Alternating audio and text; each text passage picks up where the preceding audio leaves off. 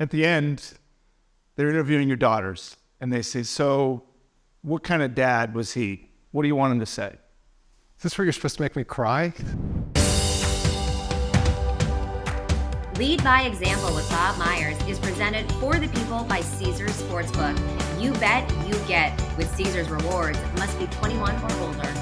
Welcome to Lead by Example. I'm your host, Bob Myers. Today we have NBA Commissioner Adam Silver. Adam, thanks for coming over. Great to be here. If you don't have a sponsor yet, can this be sponsored by the new NBA app? Yeah, do it. I encourage all listeners to download it. It's really fantastic. We've been working on it for years. They're really going to enjoy it. Keep up with all your latest teams and players throughout the league. Use it often. So What else? Want to squeeze that in? Do you have a book or anything like this? That's it. Nothing else. Well, thank you. I appreciate you coming on. So we talk a lot, right? But there's a lot I don't know about you. Great to be here in the Warriors locker room. Do you like this? This is great. This is the actual locker room. This is the real locker room. And this guy's just That's where Curry dresses right there. Does everybody rub the ball on top of Larry O'Brien? That goes home to my right by my bed each night, so that's good. It's great motivation. Oh man. So the 5th, 6th grade version of you, when the teacher says, "What do you want to be?" What do you say? That's an interesting question. The 5th grade version of me, and somewhat still what goes on inside me, is to be so incredibly nervous when I was asked a question in class that I could hardly answer. I was the kid remember on the first day of class where you'd have to say here? Yeah, you couldn't do that. I was the guy who'd be like, here. And then you're like, is Adam Silver here? And I'd be like, here? Like, I honestly, Is it just you? Talk to my therapist. Really? You know, I guess it's what's internalized in me, but I was an incredibly shy kid. I mean, I did things that, I participated, but it felt like it took a lot out of me. Like as simple as saying here in class and I never volunteered, hardly ever raised my hand, and I would answer if called on. So I guess if a teacher had asked me a direct question, I would have answered it, but very nervously. I think I was thought of as a shy kid. I was pretty reserved. Yeah. What exactly is your question? Well, once you got here out and your teacher says, Adam, some kids say fireman or doctor or lawyer. Did you have? Well, I haven't told Andy Bernstein this, but who's the NBA official photographer, is that for a long time I would say I wanted to be a photographer. Really? I was fascinated with that. I mean, back in in the old days, little film Kodak camera. Yeah. And but then you didn't know if you actually caught the picture till you brought it to the drugstore. Yeah, different than the phone. A week later, the work. I found out it was all black on the film. But I wanted to be a photographer. That was for a while. My dad was a lawyer. Yeah. At some point along the way, I think it was more just I wanted to be like my dad. Yeah. And I think to me then saying, well, he seemed to me to be a great success story. There's sort of family lore around my dad, sort of had made it from a tough background and fought in World War II, gone to law school in the GI Bill, and so I modeled myself in many ways after him, from that standpoint. And so probably, clearly not as early as 5th, 6th grade, but I'd say by the time I was in high school, if somebody had asked me, I'd say my plan was to go to law school. And of course, I ended up going to law school. What about your dad? Because I've heard you reference him before. You list off veteran, came up from, it sounds like, a tough place, not entitled. Was it his success that endeared you, or was he actually, when you're sitting at home at dinner, were you sitting there or this is the guy I want to be as a person, or because he achieved? I think all of those things. And especially as I've gotten older and look back on my childhood, it gets, I assume as with most people, a bit more complicated. Right. My parents split when I was around, it's interesting you said 5th, 6th grade. I think I was in 4th grade. My parents split, and I said, I think that was the youngest child at home. That was, I think, particularly hard at me on the time. And in those days, and maybe other families were different. So this would have been, the early 70s, I guess, that my parents didn't have sort of a formal agreement in terms of when I would see my dad. I lived in the suburbs of New York City. He lived in New York. It was more to sort of catch him when you can and take the train into New York and see my dad. But and even though it's not as if he was around that much more when I was younger, but I missed his presence. But he was a quiet man. He wasn't one who sat me down and sort of gave me the lessons of life. And it was more just someone who I emulated. I think as much he was my dad. It's funny. It's like I look back on it, and sometimes I should reflect on it more, because it seemed almost a bit automatic. Like, he's my dad, so I want to be like him. But now asking, because it's kind of like the success. Yeah, sure. But I was asking, I think I felt I was like him in certain ways. I had a sense when I was a kid, because even though he, as a lawyer, and he was a management labor lawyer, so he was someone that, by virtue of his job, needed to play a role and be extroverted in that capacity. But it seemed like he had compartmentalized that, because my sense of him, when he wasn't wearing that, playing that role as the lawyer, he was a man of very few words, and was particularly quiet. I mean, I often, the time I spent with my dad, sometimes it was odd. He'd hardly say anything. Like, no, I mean, like, one of the reasons I got so into the NBA is that particularly around when my parents separated, I was about the age where I could take the train into New York City from Rye, New York, where I lived, for like a 40-minute train ride into New York City, and meet my dad. And one of the things we did together was go to Knicks games. And he was a Knicks season ticket holder, and he was a huge sports fan. Yankees, Knicks, not so much the NFL, though he was a big Jets fan. And we would go to games, and he didn't say a lot. I mean, he would be focused on the game. Did he want him to say stuff? I think it's it seems strange when I look back, and I think about this now as an adult, because now I'm the father of two daughters. Mm-hmm. It was all I knew. Yeah. I mean, and there was a certain dignity about him. It was almost as if that's when I'd go to a friend's house and the father would be talking a lot. I'd think, oh, why is that guy talking so much? So I enjoyed the time with him, but it was sort of, he would watch the game. I mean, once in a while, I always remember, it was funny as a kid, he would get angry this was me as a kid, he would get angry at a player for missing a free throw. And I'd always think, I always didn't say it out loud, but why are you so angry at him for missing a free throw? Like, he wanted to hit it. It's I think of that all the time when I'm sitting at a game. Fans are so angry at a player for missing a free throw. There's no bash. I'm like, Daddy, I was always and maybe to a certain extent that I was that player in that moment. But I can be so mad at that guy. But he loved his sports. Yeah. He loved boxing too, which was a huge sport back in those days, and it was an activity we did together. And when he still lived at home, when I was a bit younger, I remember the same thing. We'd sit on the couch, and in those days people only essentially had one television. It was in their living room. Yeah. And so whatever your parents were watching, you watched. And I'd sit on the couch and often watch sports, football, whatever, on weekend afternoons with my dad. And but it was just being in his presence. Again, he wouldn't say a lot. I think the law part, I remember I enjoyed to the extent that he would be on the phone talking to a client or talking to one of his associates at the law firm about a case. I like just sitting in the room and listening to him. I mean, it's sort of, I think, just like young people in offices now, there's sure people work on you. Yeah. Learn from us. This is you and I both did. Yeah. In the workplace. So you're shy. Sounds like you and your dad didn't talk to each other. No, I'm kidding. No. I have, nobody's asked me these questions before. So you're young Adam, you're not sure, but the law appeals because your father is in that profession. What happened to kind of give you your voice? Or because you sit in this pretty powerful job now where you can't just be meek, you have to be in front, whether you like it or not.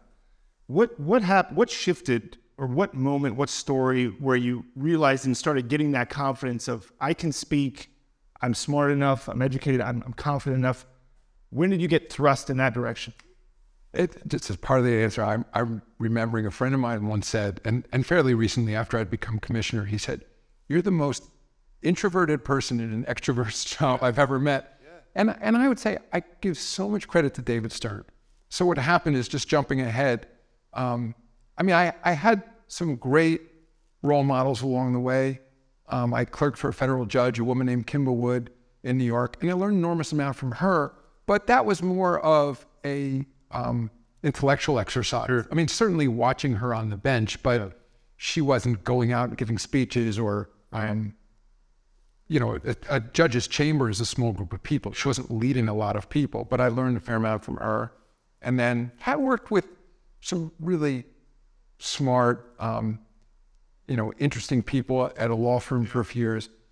But I knew, like, the first time I think I started to have my own voice is that after I'd gone to law school, after I'd clerked for a year, after I'd gone to large law firm in New York City, it was the first time I ever really realized that this is not exactly what I wanted to do. And I've never regretted having gone to law school, and I loved the clerkship for the judge, and I found working at the law firm really fascinating, and I'm glad I had that experience. But I concluded after I'd been at this firm for a year or so that I probably didn't want to practice law. And it was a bit of a revelation. Was it like an epiphany? When Hemingway's famous quote, it was, first it was slow, then it went really fast. It was a slow burn, but then one day I realized. But nothing triggered like, I can't do this anymore. Right. Well, I think at first I was concerned about letting my father down. Because he was still. He was still clearly alive, still practicing law, and I was nervous to go to my dad and say, "I'm not doing this. I've decided this isn't for me."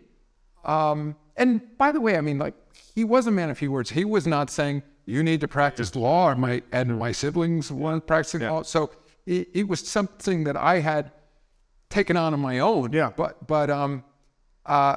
it was I felt a bit liberated, to be honest. Like, it was, for the first time in my life, I realized, all right, I've been in law school, gotten a great education, and I can pretty much do anything I want. Yeah. So I began this process while I was working in the firm of thinking what else I could do.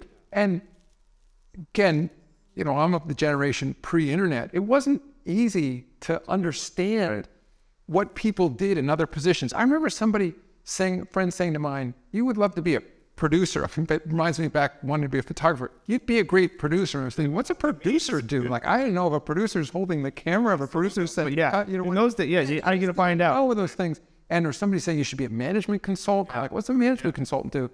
And fortunately, this is where I got really lucky, that David Stern had worked at the same law firm my father had worked at. And I didn't know David Stern. And I wrote a bunch of people letters, old-fashioned, put them in the mail letters.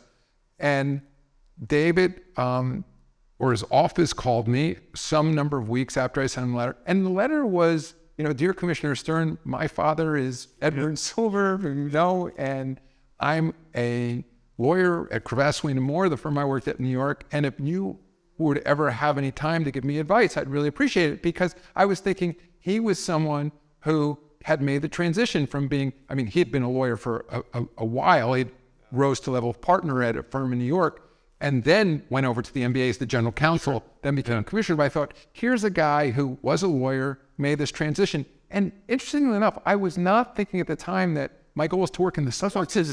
When you write the letter and you ask for advice, often I think it's smart to ask for advice instead of a job. Even if you want a job, ask for advice. But to be honest, it was not a job. It was not a tactic at all. Because, again, back then, was it because you didn't think you could get it, or you didn't? Well, no, I didn't know what it. It never would occur to me to work at the NBA. You just thought I wouldn't have known what at the NBA. I wouldn't even have thought there was a place for me at the NBA. Right. I would have thought that's for basketball. Yeah, that's not people. That's not for me. But anyway, but I knew he had made this transition. So several weeks later, he called me at one point. An assistant called me at one point, and he said, invited me to come to his office to meet with him, which was not far, short walk from my office. What's his position? He's commissioner. Yeah. So this is 1991, maybe. This is 1991. So he had me over, and again, like you couldn't just go on the internet and understand what they did at the NBA. And this was him truly giving me advice and saying, okay, so what do you want to do? What interests you, etc. I mean, and, you know, very friendly and helpful, but it was just that. And I left his office the first time we met, not thinking I'm waiting for him to call me back. And in fact, Did you say if there's anything here ever? Did you even drop that? I didn't even think of it that way. He had an idea for me, which was based on my interest. I remember he thought there might be an opportunity, potentially do something around what was then Turner Broadcasting. Sure. So he had developed a relationship with them because David had created this relationship a few years earlier with TBS, GNT and TBS back then. And he just thought, like, as to be helpful to me, he gave me the name of somebody at Turner, and he said, you know, why don't you call this person? Might be a good next meeting just to get a better sense. Because I think maybe I had, now that I remember, one of the cases I'd worked on in Cravath was we represented what was then Time Warner, and there was a huge antitrust case involving HBO. But anyway, I was spending a lot of my time in the media world, and the media world seemed very fascinating to me. And David had begun to make a name for himself. Like if you were back then when you read the trades, like Broadcasting Cable Magazine and stuff, people were saying a lot about David Stern because he had made, he had taken the NBA into, you know, cable, like which is a big thing and one of the first major properties to move more cable broadcast television. So he suggested he call this guy. I went back to work, and again in those days, like being a pretty junior associate at large firm, you know, you couldn't take your work home. There was no internet, you had no cell phones, and you were in the office almost all the time. And so I never called this guy. And I remember several weeks later, and he dealt with David a bit. And, you know, so he was pretty intense. Tell me what he said. So he essentially said,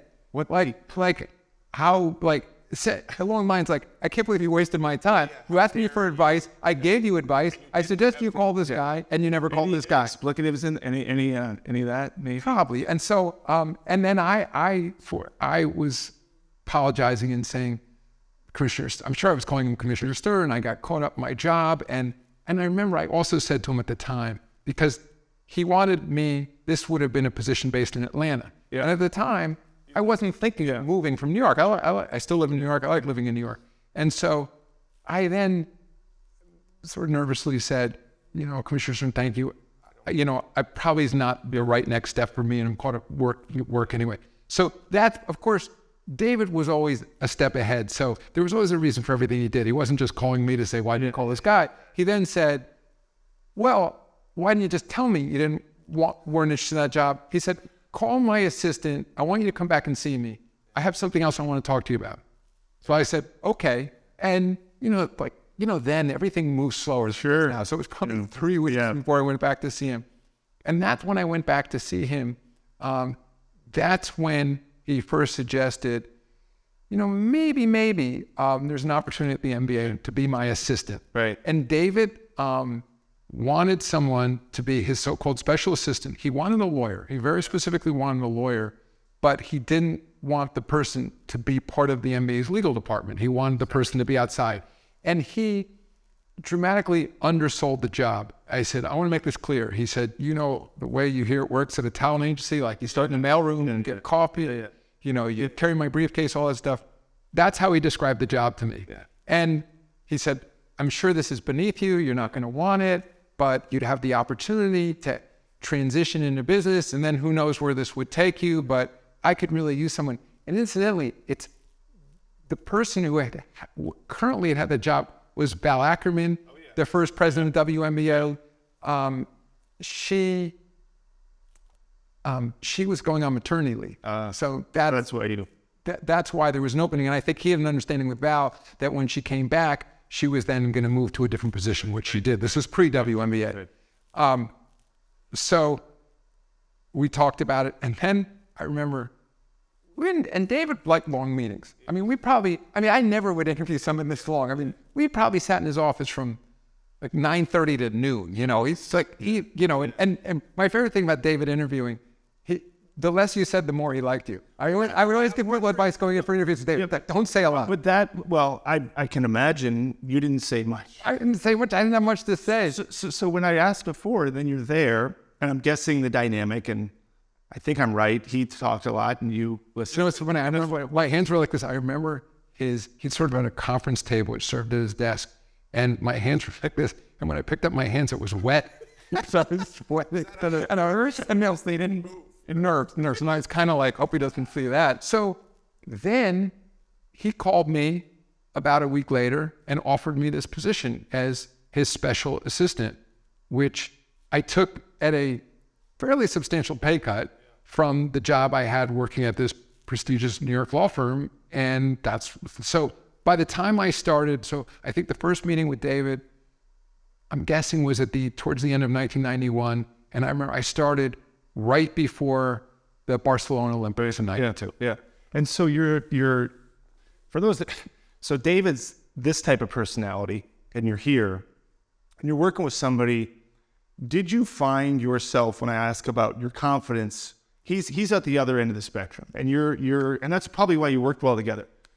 When did you start pushing back? And not that he deserved that. When did the dynamic shift a little bit where you started saying, that's not what I would do, David, or that's wrong? But just before I get to that, because back to your earlier question, again, I just want to pause to say how much credit I give David for who I am today. Yeah, can I explain that? Well, I think besides I gave you a job. I worked for David in I had a few different titles along the way.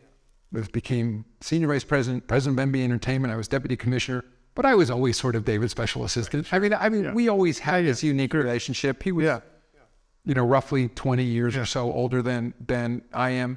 And back in the early days when I started the NBA, we were together all the time. I mean, again, you didn't go home and go on your phone or on your computer at night. You were at work. And he was a worker. I mean, and he came early and he stayed late. And I was just there. We went wherever he traveled, I went with him. That's what he wanted in a special assistant. And a lot of it was through osmosis. I mean, there were times along the way where he would stop and say, pay attention, watch how I do this. Okay. But it was rare. It was more, just like one sweet moment. I remember when the first time I traveled with him, we went to his suite at some hotel and he was unpacking. And he explained to me how he packed. No, and I remember thinking to myself, nobody ever told me how to pack. And my dad didn't tell me how to pack. He's like, I put my shirts in this plastic. I use the plastic from the dry cleaner, put on my suits. I hang them this way. This is a different time. Yeah. For the rest of you, you're not telling Mark Tatum how to pack. But this is a different time, right? Yeah. I think what you're saying is when you were reared up in this business, it was much more personal, right? Because you couldn't just get each other on the phone all the time. And so you traveled together, you sat in the office late together. And so when you say you owe a lot, besides him helping you advance, and I'm sure you earned that, when you lead now you have that job. You don't lead like him. And it's not an indictment of him at all. You're just very different. David was not my father or father figure to me. I had a father. But he filled a lot of gaps in my life. And I think he gave me a lot of confidence because part of probably the reason I was afraid to speak out in class and stuff like that and I was shy, I didn't have the confidence in myself that I could have my own voice. He helped you get that. He really did. And part of it... And that's pretty later in your life. Yeah, and then it is. And I think a little bit, David was a bit of a sink or swim guy. I mean, he wasn't always providing me the specific guidance, but he gave me a lot. What happened was after I got to Gary Bettman left at the end of 1992. I think he became commissioner in January of 93. So we only overlapped about 6 months. And when Gary left, classic David, he said, just give me all of Gary's responsibilities. I'll take those on too. He didn't really fill the gap. Some people got promoted. But remember, I had gone to initially called David because I was fascinated with media and production. And Gary had the report of NBA Entertainment. So here I was, almost just by happenstance, getting to work on all these issues that I was really most interested in. I mean, I didn't come in as a basketball person. I was a fan, but I was particularly interested in production and media and television rights. And so David kind of just let me go and said, go for it and let me start doing things. And Dave, the great thing about David too, he didn't care about people's stature. Like I always said about, in the defense of David, like he was out of line sometimes, but he was equal opportunity. Like whether he was talking to an NBA governor or whether he was talking to a low-level NBA employee, he acted the same way. He didn't pull any punches. And, David was, one thing I picked up from him, he was kind of unafraid. Like he didn't spend his time concerned with how people are going to judge him. Right. He's sort of with a truth teller too. And sometimes it really hurt because if you would do something, if I, had to give a speech or whatever and wasn't very good, he would say, you weren't very good. And it was hard to take sometimes, but you knew. But on the other hand, then when he gave you a compliment, it felt legit. And what is the best thing he taught you? And the best thing that David taught me, he had this expression about execution in detail. He was so thorough. I translated into pay attention. Those weren't his precise words, but if you asked David to watch a video, he really watched it. He didn't watch it while he was half on, for whatever, a computer, or watch it when he was doing something else at the same time. And he would, he had an eye, what David taught me, that if somebody even said, here's a rough cut of a 30-second commercial, he told me another way to look at it where, was the name identifying the player up long enough that somebody could actually read it? Okay, I got you. Detail. He would look at the cuts of the video. Did the music really make sense? What was the light that the player was put in? And David, and he brought that same focus and concentration to every letter he wrote, every speech he gave. When David did something, whatever, it's like a Coach K expression, he was all in. He truly was. David, when he gave you his attention, when he focused on something, now he could be really critical, but he never half-stepped. He had incredible focus, and that attention to detail is really what I learned from him. Spoiler alert, you're not going to win every bet you place, but with Caesars Sportsbook, win or lose, every bet gives you reward credits and tier credits, which you can exchange for the best perks in the game. Hotel stays, VIP experiences, sports and concert tickets, and more. Download the Caesars Sportsbook app and start earning with Caesars Rewards. Toughest thing you've had to deal with in your tenure? Hardest thing. It's probably what I haven't dealt with yet. There's, this job. Time out. You've dealt with some tough stuff. Maybe more, not to compare, but with whether owners having to sell their team, some international issues, social justice, COVID. Those are pretty. Yeah, to be quite honest, it's hard to rank them. No, yeah. There's been a lot of What was the one where you kept you up the most? Probably initially everything around China. Just because it commanded so much global attention. Right. Some of these other things are more NBA centric. Yeah. I think that I was in China after the whole thing with the tweet, and it's interesting. I didn't realize. You've been in the middle. You are with huge issues that people might not believe it on the outside, but you're so busy dealing with the issue. It's not as if you're sitting there going through social media or reading newspaper clips or watching television. I think is healthy to make a decision, but you can't ignore that part of it. Yeah, I just remember I came home from China, and there's also in China you don't have access to all the same media. It's not as if people can't call you. People can send you emails and call you and kind of stuff. But I didn't realize that it was on the front page of the New York Times, the front page of the Wall Street Journal for multiple days. I'd say that, because it felt existential at the time for the league. Certainly the issues around COVID, the decision to stop playing, when to start again. I think you and I had many discussions along the way where I think, this is so recent, but at the same time, people to remember when we decided to play in a bubble, that was something nobody had ever heard of before. We were kind of inventing as we went. Players, coaches were very concerned that they were going to get this terrible disease. Yeah. People, remember, were scrubbing FedEx boxes and stuff like that. And, I felt the greater responsibility. We had a panel of great doctors and scientists, and a lot of team owners were very engaged, and team presidents and everybody else. But ultimately, I was making decisions and felt like, my God, what if people get sick? Or what if this doesn't work? The financial consequences were enormous. So, what I think, look, what the thing about both of our jobs, one of the things that attracts us to it is that everything in society seems to impact us. Things around whether it's international relations, COVID, clearly race relations, social justice issues. You know what I find difficult? What criticism hurts the most? Because I do, not at your level, but you make these decisions that are often imperfect, and you can't. I mean, I guess you can say I did the best I could. That's all we're doing anyway. What criticism feels the most pointed when you want to kind of say that's unfair, or you know what, that's beyond? Because you and I have talked a little bit about stuff that comes your way. I think it's hard. I think it's got to be tough. I think I like, for example, in the case of Robert Sarver, we made a decision to be transparent about the report. So it would be hypocritical of me to issue a public report and say, how dare people have opinions that are different than mine. I think the criticism that I find most unfair is when, it's easy to say, is when people change the facts. Like, I think, like, if you know, and everybody... But that happens. It does. Like, I just like to say, like, let's establish the facts. Then if somebody, you know, a situation in China, for example, and say, all right, this is what happened. If people want to disagree with then my subsequent actions, of course, they're entitled to. I think what ends up happening, though, is that it all gets conflated, opinion and fact together. And I also think the media, too, doesn't...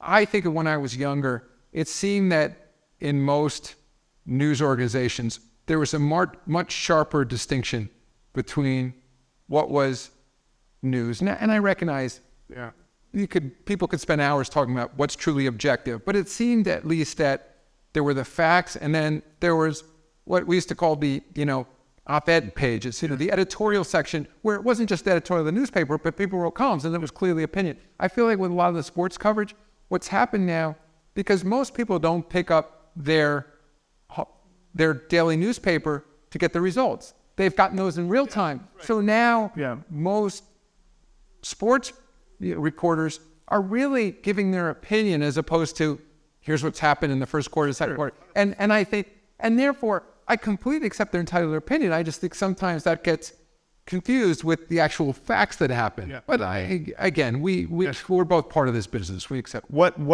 So 2 questions, kind of similarly, but if you go, but how many years now, Commissioner? It started in 2014, so 8. Okay, so do you have... It's my 30th year with the league. Which is crazy. Do you have a biggest... Well, 2 things.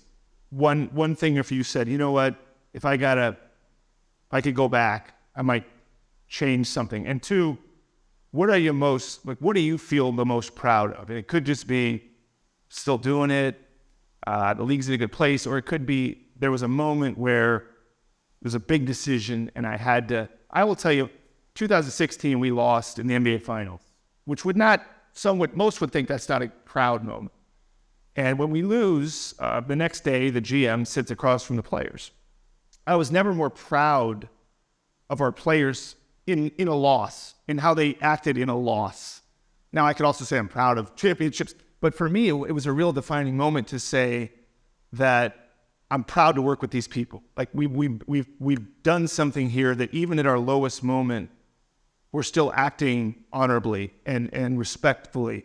But I don't know if you have something where you had a moment of crisis, or maybe it's, hey, every day I'm proud of the effort I put forward. When I hear people say they have no regrets, I'm always... You can answer the question. No, I'm always... I got regrets. I hope that's true, that they really sleep well. I don't know what I have no regrets. I mean, I'm a second guesser. Yeah. I always have been. And so I have a very long list of things that often many of which public wouldn't be aware of. It's not some major pronouncement I made, but I think every day I'm constantly thinking how I handle myself in a particular interaction with a coworker or with a team owner or anything else. I'm always thinking about what I would do differently in hindsight. So there's not one thing that stands out and I say, boy, I wish I could have that back. I mean, I put my foot in my mouth in plenty of interviews. I mean, even though it's amazing, 8 years as commissioner, 30 years to the league, I think one of the reasons I'm so engaged with this job, I really do feel like I'm learning every day. Yeah. Even like coming here today, I've been talking to a bunch of people this afternoon. It's really helpful to me, now seemingly there's still plenty of COVID out there, but we're all back to a normal schedule and people are living their lives. Like being out there and being an opportunity to talk to whether people, teams, fans, etc., I find incredibly helpful because I'm constantly learning and thinking, okay, that's a really interesting point. I do those things differently. So, and then I think it's the same on the inverse of moments I'm particularly proud of. It's sort of the same thing. And the one thing I've realized in these jobs, and I'm sure you see in your position, is that it's not like I'm just like, it's an act like to be humble. I am humble. I realize I'm fortunate to be in this job. It's a happenstance. Like I was the right place at the right time. I feel this tremendous obligation to literally when you think about the jobs that this league provides for, when you include all the people who work in our arenas during day game, it's tens of thousands of people's livelihood is dependent on this. So, I'm very focused on that at all times. And also I do, and I learned this a little bit from David, to try to live in the moment. I mean, he didn't look back much at all. I mean, he would acknowledge privately, sure, he wished he could take things back, but he was too engaged in sort of the present moment. Now, it's easy to say we all want to be that person who's living in the moment, and sometimes you invariably get pulled to sort of like stop and try to move on. But anyway, I would say two things that you said. I'm built a little bit like you. When I'm a second guesser too. And I always tell people the worst, I beat myself when I make the mistake is the worst for me. Other people, sometimes you think in a leadership position, you have to deal with somebody else's mistake. I can do that. What I really struggle with is when I screw up. Like when I say something publicly or do something and I go, that was my fault. I could have controlled that. And then secondly, as a leader, when you say what you're proud of, the word I really like, what I would describe you as, is very decent, man. Like a very deep, you talked about your dad and what he was and what he accomplished. And to me, I know you're a dad now. You've got, children and a family. So you've accomplished all these things, but you listen, you care. And I know that, forget about these cameras and stuff like that. I think it's hard to be like that in what is somewhat of a ruthless job. I mean, these are high stakes. And so how do you maintain that part of your character, right? Because sometimes it's easier to not be that guy and not be empathetic and just say, I don't care what anybody says, this is what we're doing. It's really interesting you use the word decent because I would not be describing myself, but especially, given the earlier conversation about my father, it's the word I would have used to describe him. So you really picked up on that he was decent and incredibly empathetic. Like I think always with my dad, he'd come from a very humble background, grew up in Hell's Kitchen, New York City. Like I said, he went to law school on the GI Bill. And I think he always had this sense in life that even though he'd become a great lawyer and, and done all kinds of incredible things with his life, that it could have easily gone a different direction. Right. That maybe he wouldn't have gone to college, wouldn't have gone to law school. He could have stepped left instead of right or whatever else. And so I've always tried to keep that in mind, that, it's not always so easy to keep that perspective on our lives, to think that, look how fortunate we are to be part of this league, to be healthy, to be living the life we are, to be in a position to lead others, to influence others. So, that always is how I try to keep my bearings. And even there are times I remember where David, who you would describe sort of as a tough guy, there were times when he said to me, like literally, be tougher. Yeah.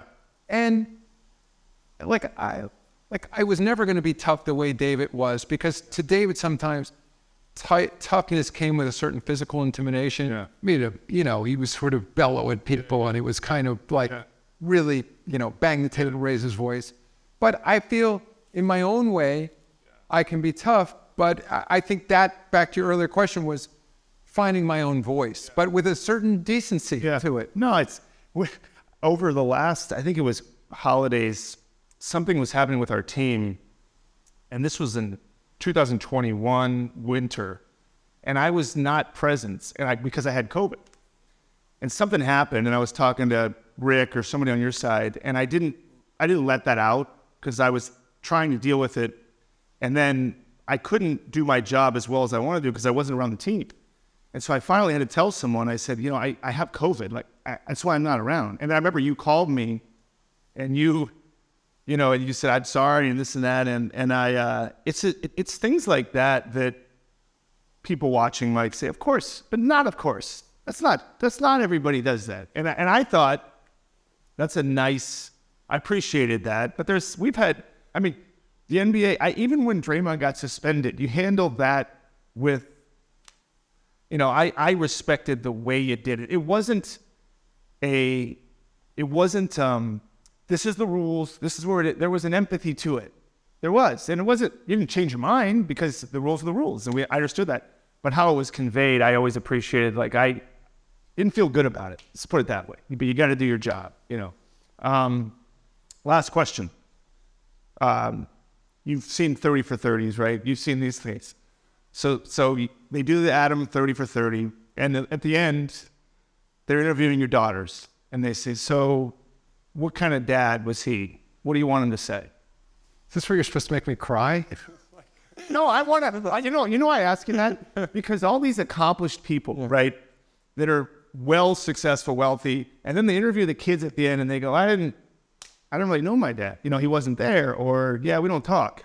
So I always think of those things as kind of like we highlight these people, and I'm not putting in this category, that are successful, right? Because they made a lot of money and did a lot of things. And then you look at what is left. And what is left is everybody knows you have a ton of acquaintances, but your family's not there. I'd want my daughters to say that I was decent, the same way I think of my father, that I was thoughtful, I was understanding, I was empathetic, and probably most importantly, and this is a challenge in our jobs, is that I was present. Yeah. And that's the one where, as my daughters get older, trying to balance, because we're both in jobs where often just showing up, because the positions we're in makes a big difference. And even, frankly, you could be half asleep, but we have these roles. Yeah. And it's symbolic for the commissioner to be certain places, symbolic for you to be certain places. Yep. And that's where I'm just trying to sort it through. And I also realize that it's a myth around balance. Yeah. What I also hope to teach my daughters is that this is something that your father loves, that he gets enormous joy from, and that I hope you in your lives find something that you also really want to devote yourselves to, whatever it is, and give your all to. Yeah. And that's, I think, part of being a great parent is like being that example to your kids. Sure. So those are the things. And I also learned, to the extent that it was a different time with my parents. I'll just say that I do want to be more involved in their lives. I want them to feel they can talk to me about anything, that that I'm going to support them no matter what. It's not, I think I was a little of the era where, if you got the A, you got the gold star. But if you didn't, then somehow at least I felt diminished, by virtue of that success was measured more that way, and that's how you earned love. So I certainly don't want them to ever feel that way. I want them to always feel fully supported, whatever they choose to do. That's all I got, man. Appreciate it. Thanks for coming on.